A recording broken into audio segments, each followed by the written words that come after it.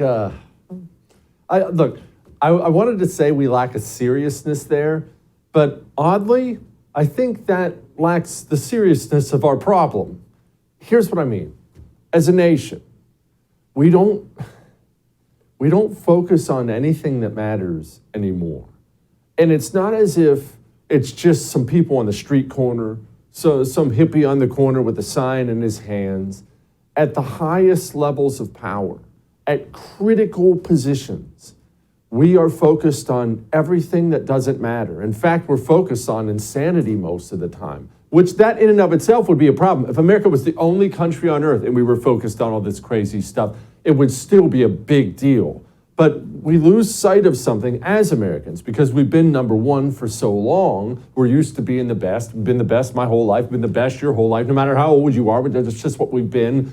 We lose sight of the fact there are other major nations on this planet making moves, and because we've been number one forever, we forget that they want to be number one, meaning they have to knock us out of that slot. It's not a small thing, it's a massive thing that the oil-producing countries of the world are currently locking arms. Xi Jinping joining arms with Vladimir Putin. At the same time, they're brokering deals with Iran, Saudi Arabia. Let's not forget they're doing military drills with Venezuela, largest oil deposits in the world, and let's throw in North Korea and their nuclear weapons as well. We won't even get into South Africa. You don't think about South Africa because it's way across the pond, full of resources. These countries are joining together, and they're joining together to knock us off. They are focused on knocking us off. What are we focused on? Well, this. You know, I literally, as my sister would say, I wrote the Violence Against Women Act with my own paw. Proves protection for the underserved communities, including Black, Latina, Brown, and Asian American, Native Americans, Pacific Islanders, LGBTQ survivors. Remember this, when we talk about things like Russia and China, like I just did, Iran, Venezuela, when you think about them like a country, you're probably missing the boat. I'm probably missing the boat. Xi Jinping is a human being, just like you. Vladimir Putin is a human being, just like you. And just like you, when they watch things like that on TV, they come to some conclusions.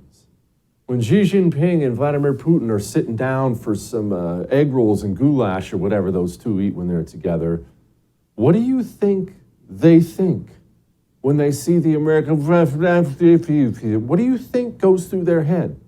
Do you think they think they're in a good spot to knock us out right about now? I'd say they do. When they see that the Department of Defense has a group of military doctors, Department of Defense, the DOD, talking about puberty blockers for 7-year-olds, what do you think they think?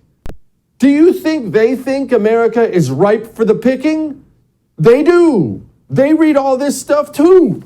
They know what's going on in this country. It's all on the news because what's going on in our country isn't even hidden. All the endless filth and idiocy we celebrate and focus on, we do it on television. Our leaders brag about it. And Xi Jinping is right there with his TV remote, laughing with all his military advisors. Look at America. That's the God's honest truth. When John Kirby goes on television and says our foreign policy is worried about the LGBTQ thing, what do you think Vladimir Putin thinks when he watches this? And President Biden has been nothing but consistent about his foundational belief in human rights, and LGBTQ plus rights are human rights. We, again, back to the earlier question, are never going to shy away or be bashful about speaking up for those rights and for individuals to live as they deem fit, as they want to live. And that's something that's a core part of our foreign policy, and it will remain so. What do you think that new alliance of nations thinks when they watch video like that? Did you know, let me ask you something. Did you know we still have 175 Americans in Afghanistan, according to our own Secretary of State? There are several Americans who are being detained by the Taliban. We are working to secure their freedom. As we speak, Americans who identify themselves to us, American citizens who identify themselves to us who are in Afghanistan, some of whom have been there since the withdrawal, some of whom went back to Afghanistan. There are about, that we're in contact with, about 175. 44 of them are ready to leave, and we are working to effectuate their departure. Does the number one nation on earth beg a bunch of goat herders in Afghanistan for our citizens back? Or does the number one nation on earth tell, deliver me my citizens back or you're all going to die? That's what the number one nation on earth does. Do you think China would get on their knees and beg the Taliban to return 175 Chinese citizens to them? No, they wouldn't.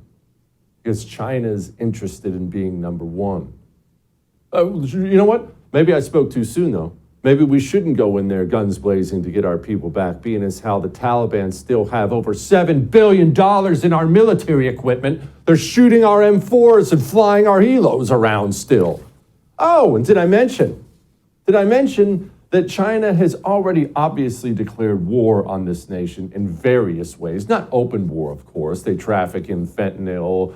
They're spying on you while you watch your TikTok videos. Here's the TikTok CEO. We rely on global interoperability, and we have employees in China. So yes, the Chinese engineers do have access to global data. You have access to global data. We have heard. Not storage. No, storage has always been in Virginia and Singapore. The physical service. You have no access to storage, to American data today. That's not what I said. I said. So you do have access to American data, and you have storage of American data. The American data has always been stored in Virginia and Singapore in the past. And access of this is on an as-required basis by our engineers globally. By engineers for business purposes. By engineers? Private ByteDance? ByteDance. The Communist Party? No. Why? How can you say that? This is a private business. This is a private business. All those videos you watch with your kids and share with your buddies. Oh my gosh, look at this dog on TikTok. They've stored all your data. They know everything about you. The Chinese Communist Party knows your likes, your dislikes, your video preferences. And maybe it's time to ask just how many United States of America politicians are already bought off by the Communist Party. Here's Democrat. Why the hysteria and the panic and the targeting of TikTok? You know, Robert, I just realized something. Republicans ain't got no swag. That's why they want to ban TikTok. Republicans ain't got no swag. That's the problem.